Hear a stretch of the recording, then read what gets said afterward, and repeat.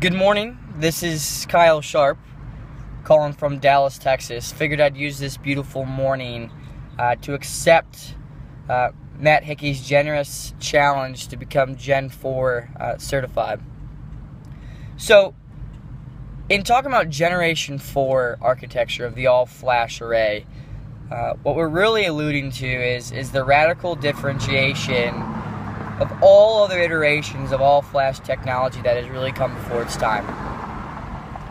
If you talk to the industry analysts, the industry titans, the Gartners, the IDCs, even reviewing recent articles that have been published, such as the article Wikibon published in December of 2014, it illustrated the evolution of the electronic data center and classified the all-flash evolution into 4 silos, 4 generations 1 through 4. EMC ExtremIO had been classified as a Generation 4 all-flash array architecture within the industry due to its ability to be uncompromised.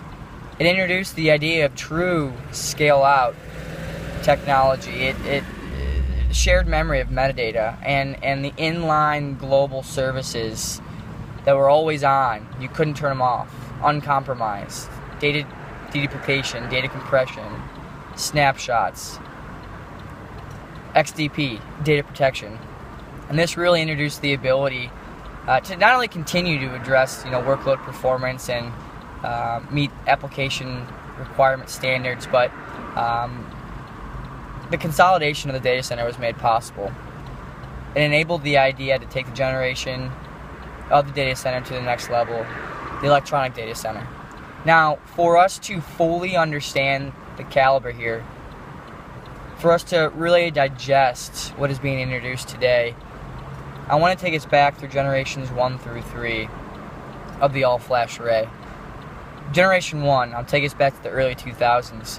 EMC really took this market by storm with the VMAX, VNX, the all-hybrid arrays, where you had your spinning disk and your all-flash media tiering between both. You were able to completely address workload performance and again increase application performance, but yet added a complete layer of complexity within the data center. Segueing us to the Nimbles of the world, the tin trees, where they had the opportunity to introduce the second generation of the all-flash array, what we call flash optimization, where we really didn't change the design of this architecture. In fact, we believe it was more of a digression than a progression. Really what we did was add a layer of simplicity of the overall management of the array. You're really only as fast as your slowest disk, and these Generation 2 arrays had been limited to these 15K spinning disk drives, leading to the catalyst of the Generation 3 architecture, the pure storages, the Texas memory systems, where they completely eliminated the aspect of spinning disk. It was the true introduction of the all-flash array design, but yet still had been built on the idea of the spinning disk design, the active-passive singular controller, where we found ourselves bottlenecked. The idea of increasing in a linear progression was simply not possible.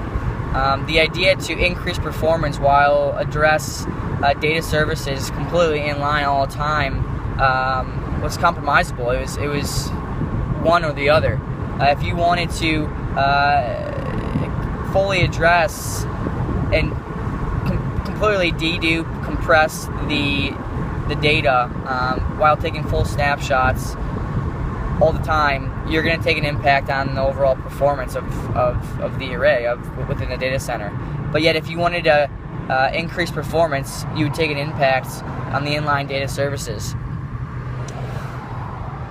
So this really created a battle between performance and economics. the lack in architectural change, the lack in change within data services was really the Achilles heel of the Generation 3 all-flash array architectural design. What we needed was a true redundant active-active controller level array that had complete inline global data services that were always on all the time, where we didn't take an impact on performance. The idea of scale up was eliminated. We had the true scale out model. ExtremIO, once introduced into the industry, brought this evolution to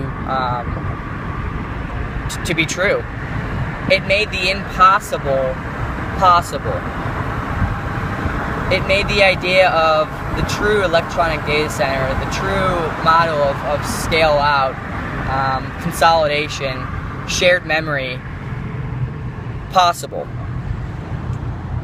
Since the announcement of ExtremIO, there has been 40 petabytes shipped today.